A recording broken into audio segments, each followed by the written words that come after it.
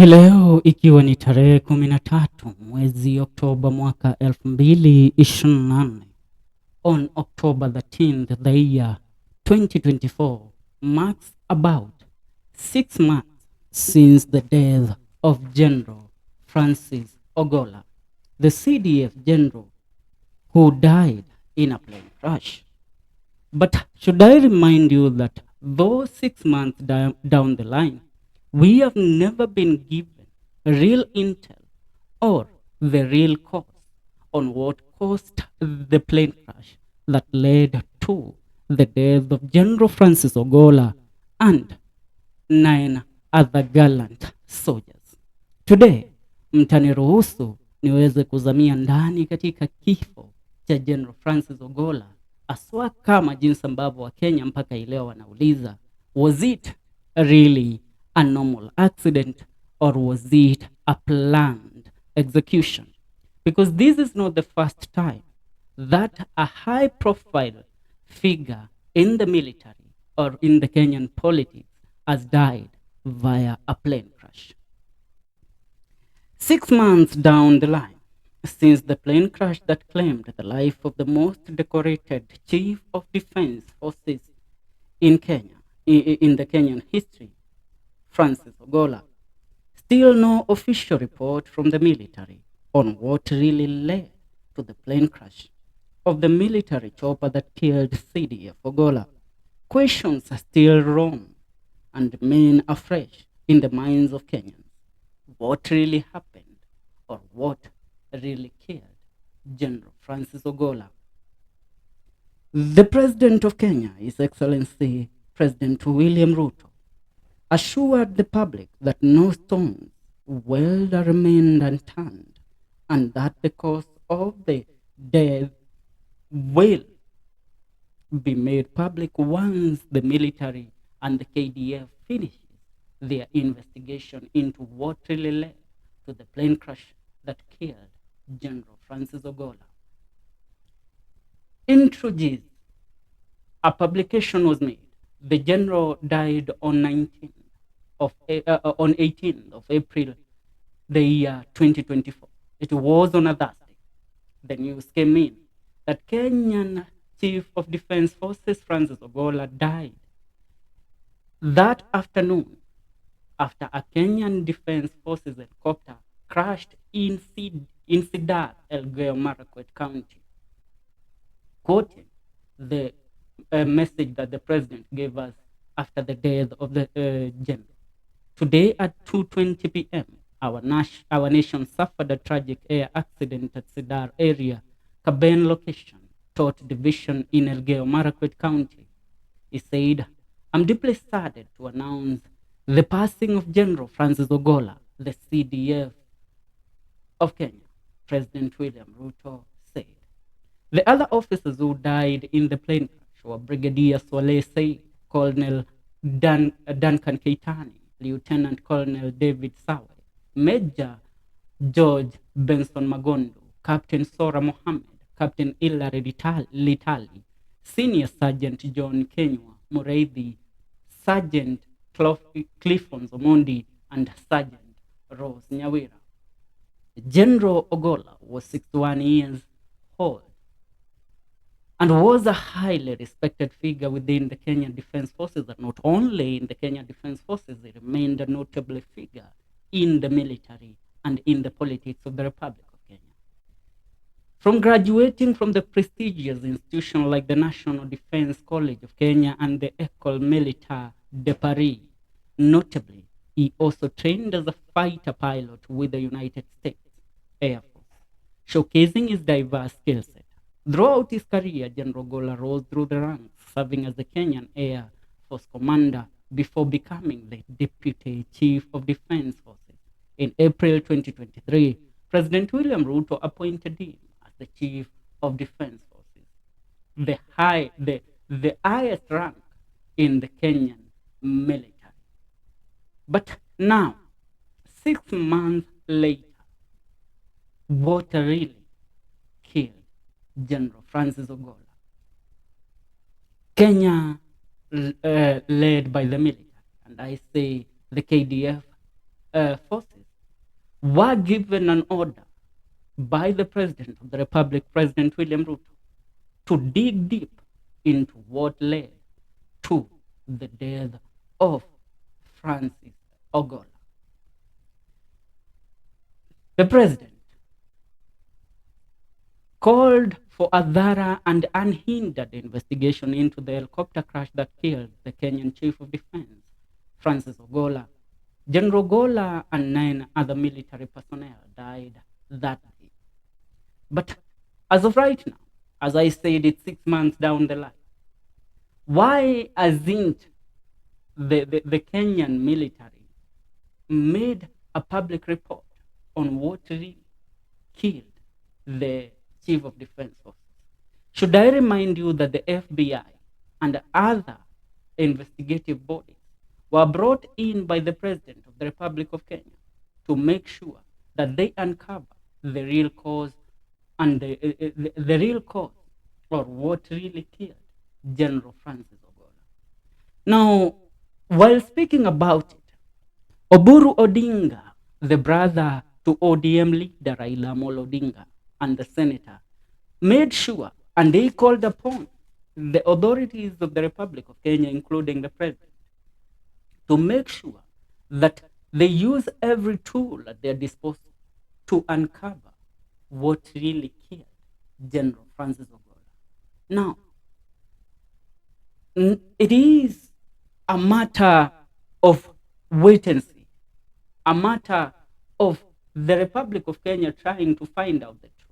This man, as we try to uncover what really killed General Francis Ogolla, allow me to give you a report on what was his last assignment.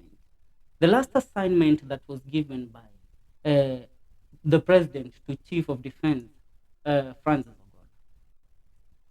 General Ogolla had a myriad of activities that day, where he had traversed 4 counties to visit troops deployed in the North Rift and to inspect ongoing school renovation works before the fatal crash. Ruto said the CDF on board the Kenyan Air Force a helicopter had left Nairobi that morning to visit troops deployed in the North Rift under Operation Maliza Walifu and to inspect the ongoing school renovation work in schools. Now, the said instructions are, the said institutions that the general visited was Chesitet Primary School, Cheptulel Boys High School, Chepton Primary School, Kisa Primary School, and Sablemoi Primary School.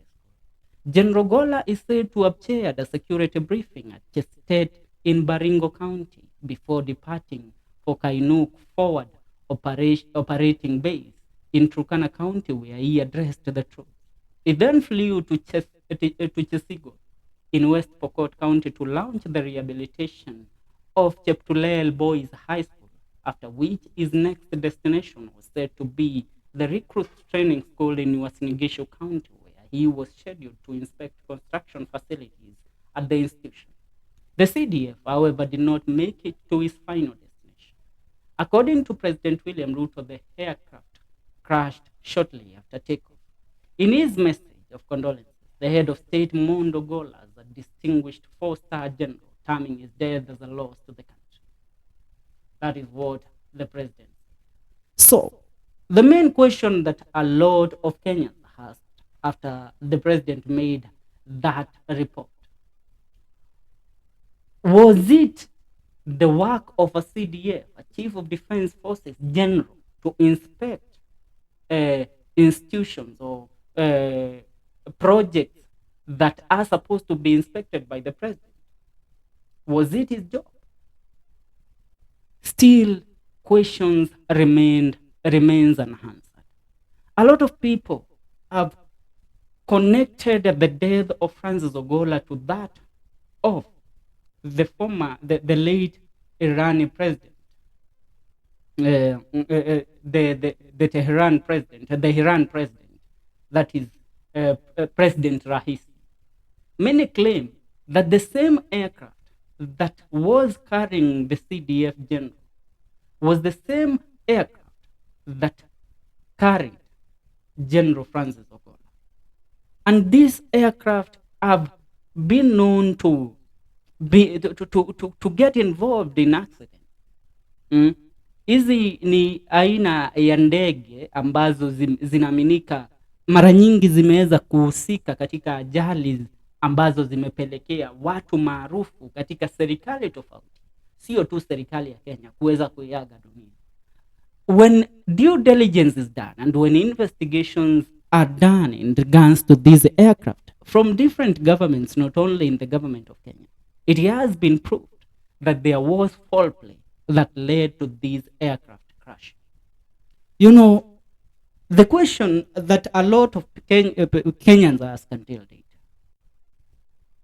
the soldiers that were in the same flight or in the same plane that General Francis Ogolla was on board, most of them were captains and most of them were experienced with the aircraft. Most of them were distinguished military personnel who are known to be captains and even from the Air Force, most of them. The CDF himself, the general, was a fighter pilot trained in the US Air Force. So even if the aircraft had a problem because it had just taken off, haikuwa imeenda sana, it was not so high in the clouds that its crash ingekuwa with a so big impact like the one that it had. Because if you look at how that the pictures that are deployed and the pictures that we are always given on how that crash happened, inaonekana there was a very big explosion, and such kind of explosions don't happen there. Either there was either the engines ziliweza kulipuka, but the engines hata zikilipuka, they don't cause that much impact. Because you know what, if it was because the aircraft haikuwa na fuel or enough fuel, then why should it have a very big explosion? So which means either there was something that had been tampered with, or there was a planted kind of an explosive that when the plane just took off, it was detonated, which led to the aircraft collapsing. Now, right now, the KDF has been given time to try and unravel this mystery. But until date, we have never received the real report. So the question is still wrong. How the country is being run right now, and how the politics of the Republic of Kenya are currently unfolding, brings up the question: was it a job that was it an accident, or ilikuwa somebody had a bone to chew with the general, and you know, maybe general alikuwa na information ambayo alijua, so they had to take him out? Because until today, we will ask and we will continue asking, even as we do these stories of our own and try to investigate, because I've done some due diligence trying to investigate the height of the aircraft, mahali ambapo ilikuwa imepanda, the height, the far it had taken off from the ground, na the impact that we had, which led to the death of those nine soldiers. Was it normal? Was it normal? Kenyans wanasema it wasn't normal. But I leave a question to you. Do you think that the truth about the death of General Francis Ogolla will one day come out? Now, not only that, should I remind you that the death of people like Orwell Jorde and George Saitoti, people who also died in a plane crash, it was investigated, and a lot of people, even the journalists themselves, investigative journalists, did their due diligence and found out that those plane crash were as a matter of foul play, that somebody tried to sabotage the plane and causing it to crash. So if it was the same matter, how can we verify that our country is in safe hands, or our leaders, including the president, because also the president travels in such aircraft? Is he safe? The deputy president also remembering that currently the deputy president and the president of Kenya don't see eye to eye. I leave those questions to you to answer. For now, nakamilishia hapo. Subscribe to our YouTube channel, Celeb Corner KE. Tell us what you want us to do next. See you in our next